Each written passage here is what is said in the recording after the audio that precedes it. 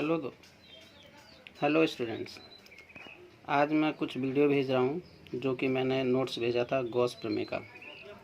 तो आज का जो वीडियो है वो है गॉस प्रमेय के अनुप्रयोग, जिसमें पहला अनुप्रयोग हम लोग पढ़ रहे हैं अनंत लंबाई के एक समान आवेशित सीधे तार के निकट वैद्युत क्षेत्र की तीव्रता। तो जैसे यहाँ देखिए, मैंने एक सीधा तार लिया हुआ है जिसकी लंबाई अनंत है। ऊपर डॉट से दिखाया हुआ है, नीचे डॉट से दिखाया हुआ है। आवेशित है इसलिए प्लस प्लस दिखा दिया गया है। अब क्योंकि हम गॉस का प्रमेय पढ़ रहे हैं तो गॉस का प्रमेय हम तभी लगा सकते हैं जब वो बंद पृष्ठ हो। तो बंद पृष्ठ, क्योंकि ये चालक सीधा है, बंद तो पृष्ठ है नहीं, तो हम यहाँ पर अपनी तरफ से बंद पृष्ठ मान लेंगे। ठीक, तो बंद पृष्ठ जब हमने चालक की ओर लिया है तो बंद पृष्ठ की आकृति कैसी बनी है? बेलनाकार।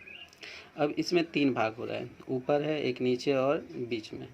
तो हम ऊपर नीचे तीनों भाग का अलग अलग फ्लक्स निकालेंगे और फिर तीनों को जोड़ देंगे, उससे इसका नेट फ्लक्स आ जाएगा। तो इसमें देखो चित्र में कि ऊपर और नीचे N और E के बीच में जो कोण बन रहा है वो कितना है? 90 डिग्री, ऊपर भी और नीचे भी। और जैसा कि हम लोग जान रहे हैं यहाँ पर कि फाई हमारा होता है E डॉट DA। इसका मतलब EDA cos थीटा। ठीक, तो यहाँ पर जब थीटा का मान 90 डिग्री है और cos 90 का मान क्या होता है? 0। इसलिए इस वाले हिस्से में और इस हिस्से में दोनों में ही हमारा जो फ्लक्स होगा वो हो जाएगा 0।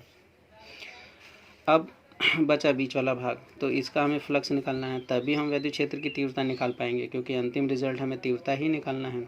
तो जो हमारा ये आया है बेलनाकार आकृति गॉसियन पृष्ठ, उसकी त्रिज्या हमने मान लिया है r।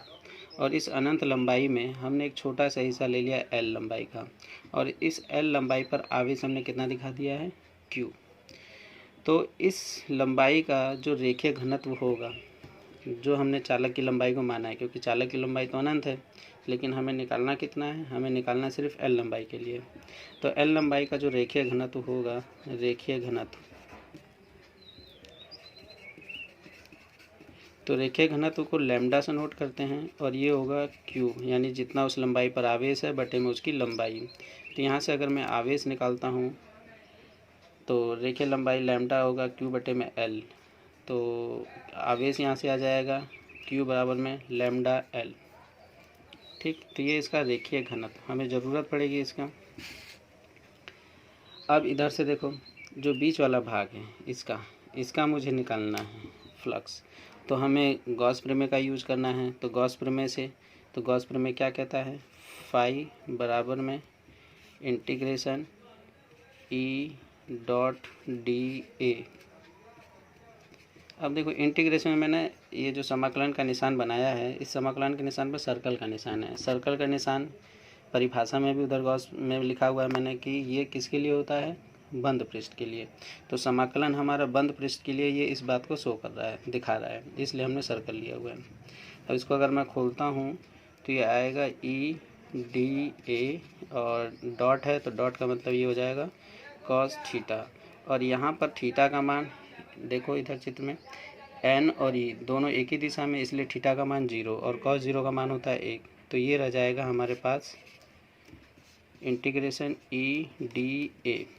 और गॉस का प्रमेय क्या कहता है कि फ्लक्स का मान किसके बराबर होगा? Q बटे में एप्सिलॉन नॉट, क्योंकि ये जो हमने बंद पृष्ठ माना हुआ है इसमें टोटल आवेश कितना है? Q, और बटे में एप्सिलॉन नॉट। ये परिभाषा है गॉस प्रमेय की, इसलिए फाई फार्मूला लगाते हुए अंतिम में किसके बराबर होगा? Q अपन में एप्सिलॉन नॉट। अब E मुझे निकालना है, तो इसमें से ये वाला E बाहर कर देते हैं। तो इस E को हमने बाहर कर दिया है।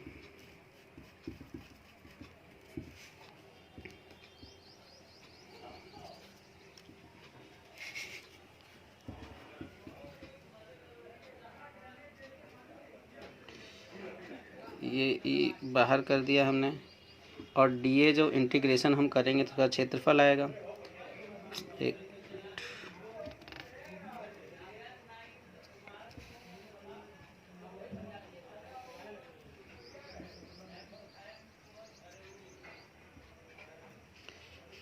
E को बाहर कर दिया है और DA अंदर। अब रह जाएगा इंटीग्रेशन किसका?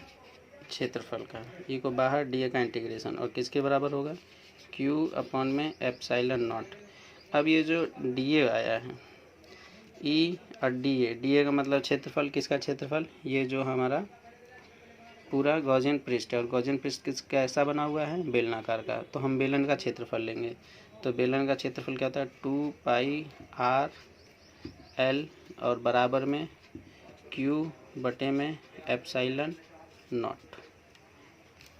ठीक, तो ये हमने हल कर दिया है, लेकिन मुझे निकालना क्या है, ई। तो ई के लिए इधर देखो, ई निकालने के लिए तो वहाँ से हमारा क्या आएगा, ई क्यू इधर ले जाते हैं, 2 पाई आर एप्सिलॉन नॉट और एल। अब पीछे हमने निकाला है कि क्यू किसके बराबर होता है, लैम्डा इंटू में एल, तो इस क्यू की जगह वही मान रख देते हैं। तो ई बराबर में lambda L 2 pi R epsilon naught L, तो एल से एल काट देते हैं, तो हमारे पास रिजल्ट क्या बचेगा, लैम्डा अपॉन में 2 पाई आर एप्सिलॉन नॉट। तो रिजल्ट हमारा आ गया लैम्डा अपॉन में 2 पाई आर एप्सिलॉन नॉट। तो ये ई का मान है, किसकी वजह से, एक अनंत लंबाई के चालक तार द्वारा।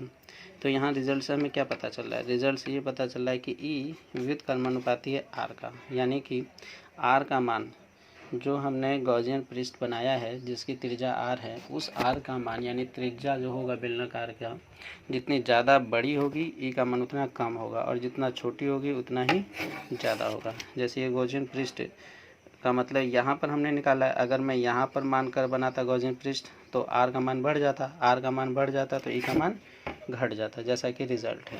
ठीक है, तो इस वीडियो को देख लेना और नोट्स को पढ़ लेना, समझ में आ जाएगा। ओके।